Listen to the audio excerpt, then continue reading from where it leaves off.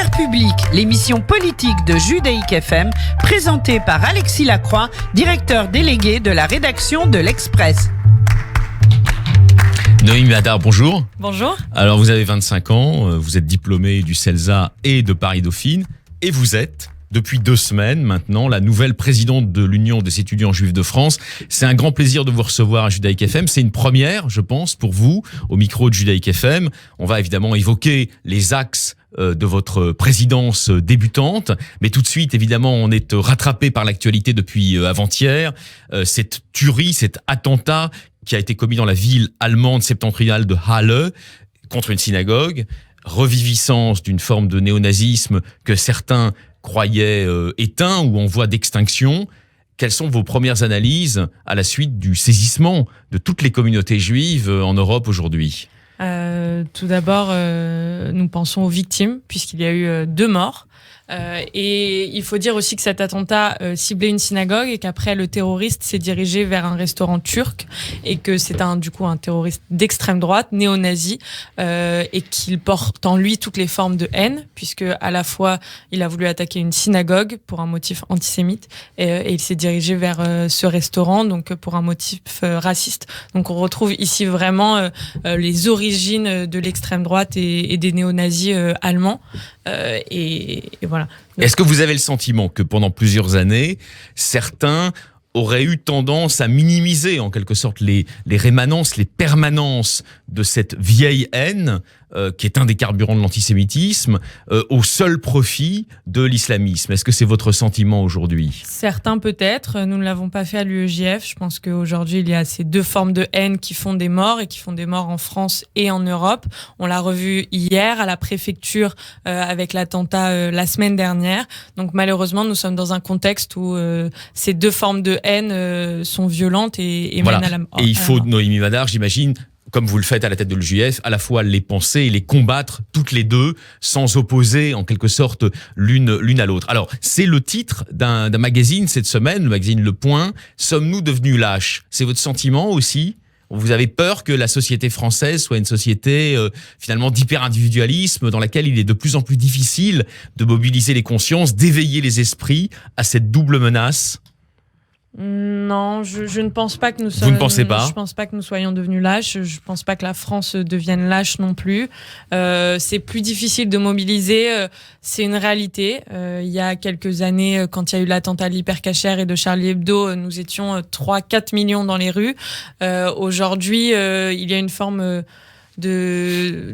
on s'habitue finalement, et c'est plus ça, je pense. Ce n'est pas qu'on est lâche, c'est qu'on s'habitue à la violence. Une forme d'accoutumance progressive. Exactement, et c'est ça qui est difficile, et c'est pour ça qu'à chaque fois aussi, nous, à l'UEJF, on se rassemble comme nous nous sommes rassemblés hier devant l'ambassade d'Allemagne pour les victimes de l'attentat, et comme nous nous rassemblerons encore s'il y a de nouveaux types d'attentats, qu'ils soient racistes, antisémites, xénophobes. Je reviens sur l'Allemagne un instant. L'émotion est immense évidemment en Allemagne. La chancelière elle-même l'a manifesté, disons officiellement. Est-ce que vous pensez que les Allemands au fond redécouvrent une des modalités de l'antisémitisme qu'ils avaient eu aussi peut-être ces dernières années tendance à minimiser? Je pense pas qu'ils l'ont minimisé, mais en tout cas, ils n'ont pas été victimes comme on l'a pu être en France. Nous sommes en contact avec nos homologues allemands, l'Union des étudiants juifs d'Allemagne, qui est une union aussi très active et qui a été extrêmement secouée par ce qui s'est passé. Moins de membres qu'en France, hein, certainement. Moins de membres qu'en France, mais il y a beaucoup d'étudiants juifs en Allemagne, des étudiants juifs, des Russes aussi qui sont venus s'installer en Allemagne. Ils sont très actifs, très militants, mais ils découvrent finalement ce que c'est d'être victimes comme ça de cette haine, et c'est pour ça aussi qu'ils sont assez choqués. Et finalement, ils sont assez choqués par ce qui s'est passé, et on échange sur qu'est-ce qu'on peut faire et qu'est-ce qu'il y a à faire. Alors, à la suite de l'attentat de la préfecture de police, le président de la République, Emmanuel Macron, a tenu un discours assez fort, très volontariste, justement sur la mobilisation des consciences. Il en a appelé à l'avènement d'une société de la vigilance. Qu'est-ce que vous en pensez, Noémie Madar? C'est la bonne réponse? Je pense que la réponse, c'est de nommer le mal. Et c'est ce qui a été fait par Emmanuel Macron, de nommer le mal, de nommer la haine, de nommer ceux qui perpétuent cette haine, ceux qui provoquent ce mal et l'idéologie qu'il y a derrière. Et je pense que c'est en tout cas l'idéologie, c'est quoi? C'est l'islamisme. C'est l'islamisme, exactement. Voilà. Une forme, donc Macron a dit une forme dévoyée de l'islam, une hydre islamiste. Vous partagez donc à la fois ces termes et ce biais d'analyse, ce biais d'approche analytique. Je pense que l'islamisme, c'est au-delà de dévoyer, c'est vraiment un extrémisme de l'islam, mais c'est pour ça qu'on utilise le terme islamisme et pas islam, et c'est pour ça qu'on nomme, c'est pas cibler les musulmans, c'est cibler vraiment l'islamisme en tant que tel, en tant qu'idéologie meurtrière. Alors vous le savez bien, en France, hein, dès que Emmanuel Macron ouvre la bouche, tout de suite il y a des polémiques, et donc certains disent mais oui, mais cette société de la vigilance deviendra fatalement une société de la délation, où les gens vont se dénoncer les uns les autres. Qu'est-ce que vous en pensez, vous ? Je ne pense pas qu'il faut une société de délation, mais oui, là où il y a des associations ou dans lesquelles, dans certains quartiers populaires, c'est cette idéologie qui est prônée, il faut pouvoir dénoncer ce qui est fait et les méthodes qui sont utilisées. Là où, dans certaines écoles, des élèves tiennent des propos extrêmes, comme on peut le voir parfois dans certaines interventions qu'on fait dans les classes, alors c'est important de le signaler et non pas de le dénoncer. Et je pense que c'est ça le terme, signaler les mots là où ils se trouvent. Alors vous êtes, Noémie Madar, le nouveau visage de l'Union des étudiants juifs de France. C'est une lourde charge qui vous échoit depuis maintenant 2 semaines. Lourde charge parce que on est à un tournant sans doute de la vie juive en France en raison de l'accumulation des menaces liées à l'antisémitisme, hein, les menaces non seulement sur le vivre ensemble français, mais sur la condition des juifs français qui sont de plus en plus précarisés, menacés dans ce qu'on appelle les territoires perdus de la République. Est-ce que vous avez l'impression que l'UEJF, au cours de son histoire, a toujours été dans une conscience maximale justement de ces menaces, de ces diverses menaces? Est-ce qu'au fond, l'UEJF a toujours bien pris conscience de la réalité, de l'ampleur, de la profondeur, de l'épaisseur de la menace islamiste dans la société française? Je pense que oui, et je pense aussi que le propre de l'UEJF, c'est d'essayer de toujours voir plus loin, de ne pas rester sidéré par ce qui nous arrive, mais d'essayer, avec ce qui nous arrive, de voir comment on peut faire des choses et continuer à être en France. Aujourd'hui, la génération étudiante, c'est la génération 2000. Ceux qui arrivent à la fac, qui sont nés en 2000, en 2001. C'est les millennials. C'est les millennials, et c'est surtout ceux qui sont nés pendant la seconde intifada et qui n'ont pas connu autre chose, qui n'ont pas connu autre chose que Ilan Halimi, qui n'ont pas connu autre chose que l'hypercacher, Mireille Knoll, et que cette forme d'habitude de se rassembler contre l'antisémitisme. Et finalement, notre but, et ce qu'on veut porter aussi, c'est oui, il y a des difficultés en France, oui, c'est difficile parfois d'être juif en France, mais nous sommes ici en France depuis des générations, depuis des siècles, certains depuis un peu moins longtemps, mais en tout cas les juifs de France sont ici pour durer, et nous sommes ici pour construire. Et voilà, les juifs en France ne sont pas une communauté de l'immigration, comme le croient certains qui connaissent pas l'histoire du judaïsme français depuis le haut Moyen-Âge, hein, depuis Rachi et même avant. C'est une communauté qui a partie liée avec l'histoire de la France elle-même, hein. Une grande partie de l'histoire de France est redevable aux Juifs, ça vous le rappelez officiellement, et vous n'êtes pas non plus une association qui accompagne jusqu'au bout, disons, le projet sioniste dans son appel à l'émigration des Juifs de France. L'UEJF est sioniste, c'est dans ses statuts. L'UEJF se dit sioniste et nous accompagnons les étudiants dans leurs projets qui souhaitent partir en Israël quand le sionisme est un choix et non pas une obligation. Et je pense que ça, c'est important. Moi, j'ai beaucoup de gens de ma génération à Dauphine qui sont partis en Israël. Parfois à cause des attentats, parfois par choix. Et nous voulons que le sionisme et que l'Alia soient un choix et non pas quelque chose qu'on subirait. Quelque chose qu'on subirait. Comme c'est exactement. Trop souvent le cas, j'imagine. Hein. Pas trop souvent, mais en tout cas, comme ça a été le cas beaucoup ces dernières années. Alors, Noémie Madar, vous avez donc un poste important, présidente de l'Union des étudiants juifs de France, c'est important. C'est une représentation importante, hein, c'est une voix juive importante dans la communauté organisée politiquement. Qu'est-ce qui fait ciment aujourd'hui entre les différents jeunes issus de la communauté juive? Qu'est-ce qui fait ciment dans la jeunesse juive, d'après vous? Qu'est-ce qui fait ciment, c'est l'envie d'être juif et français et de ne pas devoir choisir entre les deux. Et je pense que ça, c'est vraiment ce qui lie les étudiants juifs de France. L'UEJF, étudiants juifs de France, ce nom-là, et on dit de France, et le terme de l'association vient parce que à l'origine, tous les juifs qui étaient en France en 44 n'étaient pas français. Voilà, on peut rappeler les circonstances de la fondation de l'association. C'est à la Libération. C'est à la Libération, même un peu avant, en 44, dans le maquis toulousain, des étudiants juifs de France qui se disent qu'il faut un après et comment redonner le sens de la France aux étudiants qui l'auraient perdu avec les circonstances de ce moment-là.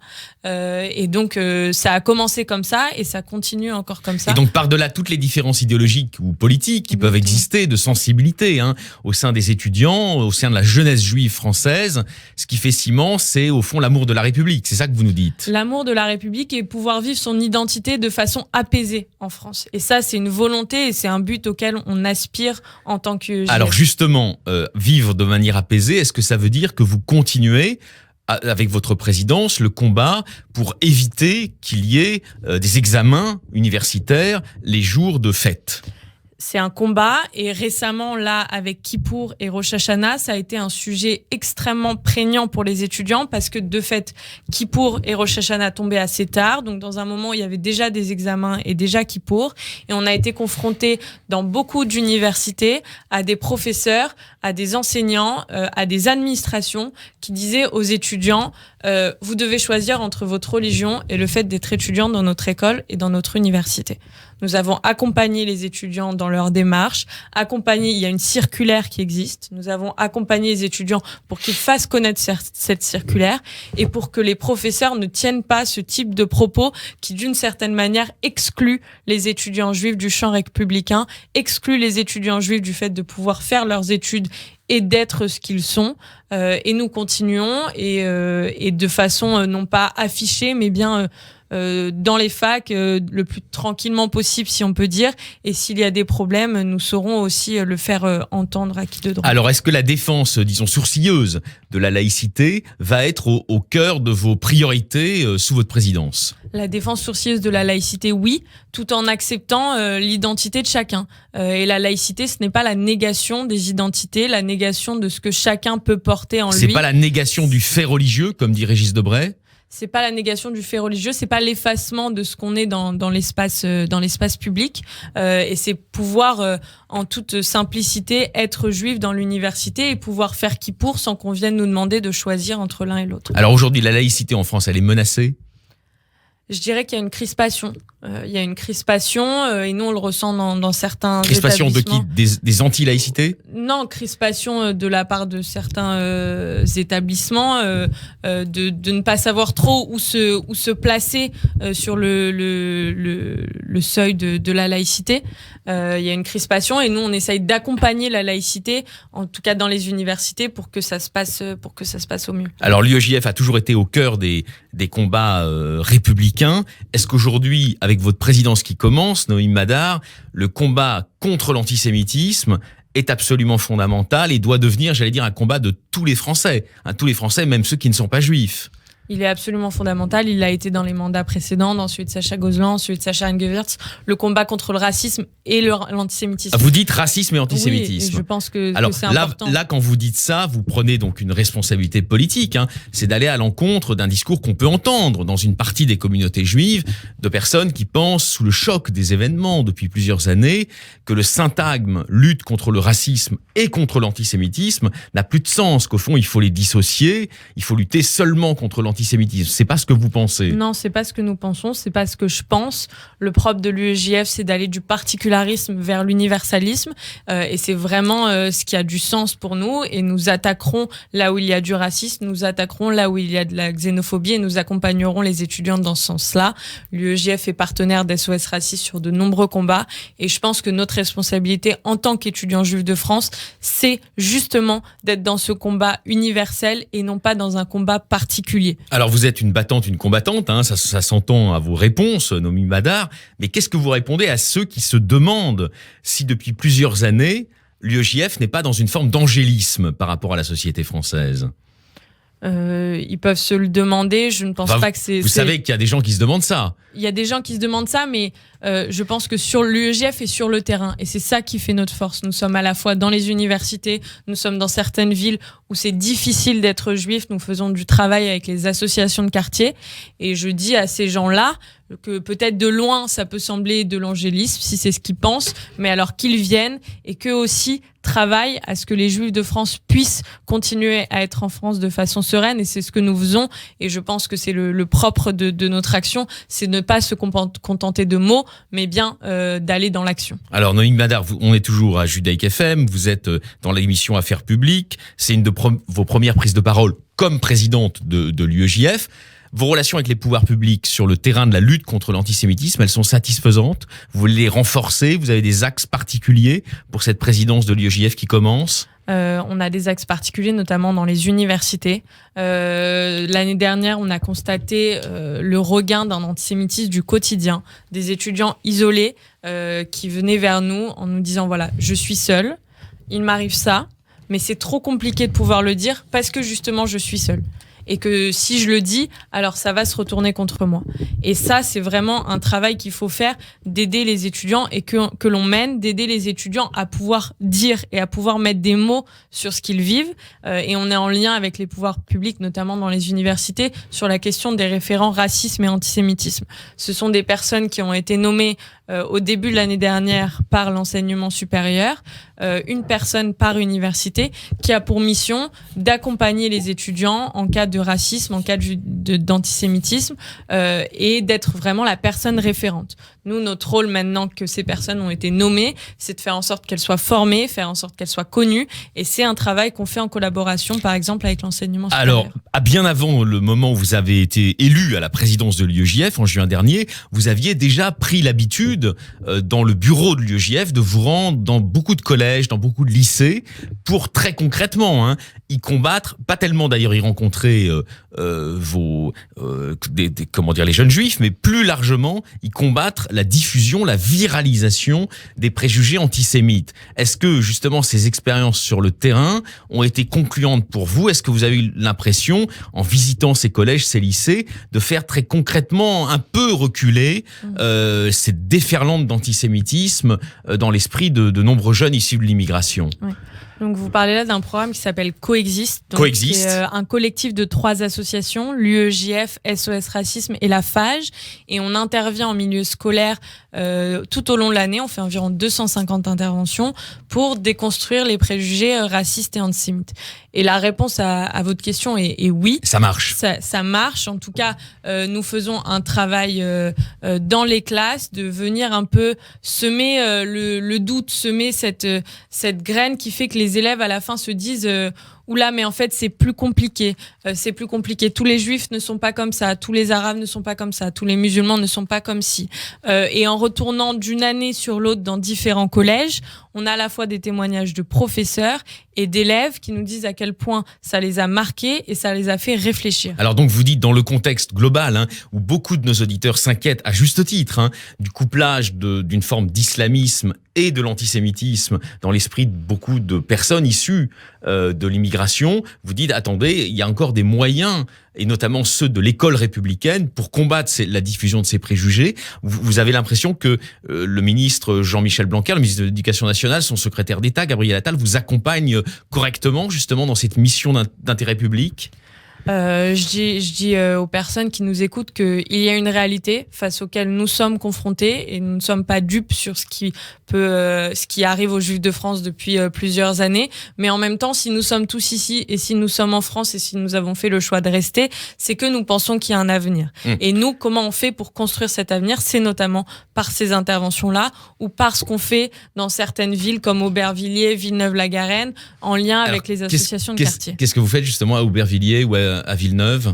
Par exemple, la semaine prochaine, il y a Soukhot, enfin dans quelques jours même. Voilà, une fête importante du calendrier juif. Une fête importante du calendrier juif. On dit souvent c'est la fête des cabanes, parce que la souka c'est la cabane. Exactement, et la fête de l'accueil aussi. On accueille sous la cabane, et à l'occasion de Soukhot, nous avons à l'UEJF un projet qui s'appelle Soukhot expliqué à nos potes, où sous une cabane d'une synagogue, d'une ville en particulier, ici à Sarcelles cette année et à Marseille dans les quartiers nord, la synagogue de cette ville accueille des associations de quartier, des gens, des jeunes qui n'auraient jamais passé le pas de la synagogue, qui n'auraient jamais rencontré les fidèles et qui là, alors que ces gens-là vivent dans la même ville et ne se rencontrent pas, sont amenés à se rencontrer. Alors ça, c'est très important. Effectivement, il faut que on montre que dans la société française, il y a encore des points de rencontre, des points de tangence, que les gens ne sont pas complètement communautarisés. Néanmoins, vous le savez bien, dans l'Univadar, il y a beaucoup d'études de sociologues, notamment, qui montrent qu'on va vers une société qui est de plus en plus en archipel, où chacun, en quelque sorte, est bouclé dans sa communauté. Quel discours vous voulez développer sur cette réalité sociale inquiétante et quel combat spécifique l'UEJF, dans votre mandat, va-t-il mener pour faire échec justement à cette communautarisation, à cette fragmentation, à cette archipélisation de la société française ? Il y a une idéologie qui monte, celle des indigènes de la République notamment, et celle qui dit que en tant que seuls les Noirs peuvent comprendre la douleur des Noirs, ou seules les personnes d'origine arabe peuvent comprendre le... Alors ça, c'est une idéologie qui monte notamment sur les campus universitaires. Sur les campus universitaires, voilà. Dans les milieux de la recherche en France. Et c'est couplé souvent avec un soutien au BDS. Exactement. Parce que finalement, pour ces milieux-là, Israël incarne les dominants, Israël incarne les blancs, et donc l'antisémitisme n'est même pas quelque chose qu'il prononce, et finalement, même qu'il y ait un mot qui dit il y a d'antisémitisme, c'est une forme de domination. Et donc nous, on va essayer, et notre combat, c'est de dire non, ce combat-là, cette idéologie-là, n'est pas la bonne, n'est pas celle qu'il faut mener. Revenons à un combat universel où, en tant que juifs, nous pouvons nous engager contre toutes les formes de haine. Et c'est aussi une manière de lutter contre le communautarisme, parce qu'il y a une communauté juive, mais nous vivons dans la société ensemble, et je pense que c'est ce qui fait le propre de la République française. Alors Noémie Madar, vous êtes toujours sur Judaïque FM en ce vendredi. Il y a une semaine exactement, à votre place, il y avait le président du CRIF, Francis Khalifa.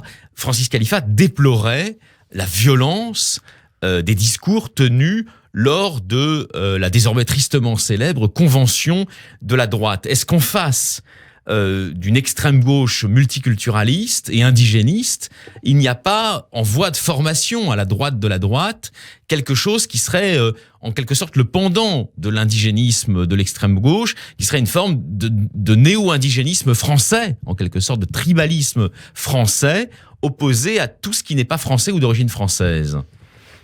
Le pendant, je ne sais pas, mais en tout cas déjà la difficulté avec ce moment-là, c'est que ça s'appelait la convention de la droite, et non pas de l'extrême droite. Donc on brouille les cartes. On brouille les cartes. Francis Khalifa disait il y a un risque de brouillage des cartes. Bien sûr, et dans ce rassemblement, finalement, il y avait énormément de juifs qui étaient à la tribune, et c'est une forme énormément. Oui, beaucoup. Elisabeth Lévy, Éric Zemmour. Et d'autres, et il y en avait plusieurs en tout cas, et c'est une manière de banaliser l'extrême droite que de faire aussi intervenir enfin en tout cas c'est une manière pour l'extrême droite de banaliser cela. Alors justement, quand on écoute les responsables de ces mouvements, naturellement le Rassemblement national, mais aussi cette espèce de mouvance très droitière que voudrait constituer autour d'elle Marion Maréchal, avec ses relais médiatiques, l'incorrect, etc. Tous ces gens disent aujourd'hui qu'ils sont les garants de la sécurité des Juifs de France. Qu'est-ce que vous répondez à ce nouveau discours, en quelque sorte, des extrêmes droites, qui est un discours apparemment pro-juif? Je réponds avec ce qui s'est passé en Allemagne, que finalement l'extrême droite demeure ce qu'elle est, et que les deux cibles de cet attentat sont un restaurant kurde et une synagogue, que Marion Maréchal Le Pen prend ses racines chez sa tante, chez son grand-père, et donc à l'extrême droite, et que c'est bien trop facile de banaliser son courant en disant nous sommes les gardiens des Juifs, mais par contre nous nous en prenons à une autre population.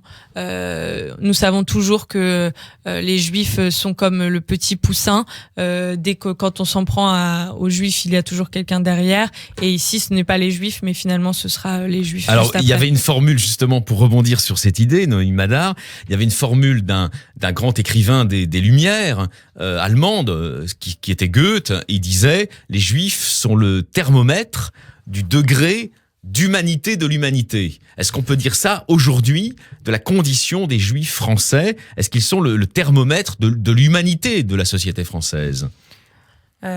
Oui, en 2012, quand il y a eu les attentats d'Otzar Hatorah, la France a eu beaucoup de mal à comprendre ce qui se passait. Elle en a pris conscience en 2015 au moment des attentats de l'Hypercacher et encore plus en 2016 au moment des attentats du Bataclan. Et c'est comme en quelque sorte, il y avait les Juifs à un moment donné, c'était une forme d'excuse. Ils sont Juifs et donc il y a une forme d'excuse derrière à être attaqués et que la France a pris conscience petit à petit que non, les Juifs étaient attaqués. Ce n'était pas une excuse et que finalement c'était toute la France qui était attaquée et je pense que dans ce cadre-là oui, on peut reprendre que les Juifs en quelque sorte sont en première ligne dans la société française face à ces nouvelles menaces extrémistes et djihadistes. On vous souhaite un très bon courage dans votre présidence qui commence. Vous reviendrez bien sûr parler des travaux, des missions que vous accomplissez. Vous avez 2 minutes pour un coup de cœur culturel, alors littéraire ou cinématographique. Je dirais le nouveau livre du père Desbois, Shoah par balle. On a entamé un programme, un travail avec lui puisque en mai dernier nous sommes allés poser une plaque en Ukraine à l'endroit d'une fosse commune. Voilà, il y a de nombreuses missions de l'UEJF, comme d'ailleurs du CRIF, mais sur les lieux de l'extermination, notamment à Auschwitz, mais pas seulement. Vous y rendez très régulièrement. Exactement. Et le père Desbois a fait un travail énorme en Ukraine qu'il relate dans son nouveau livre et un travail d'histoire et pour qu'il y ait ensuite un travail de mémoire.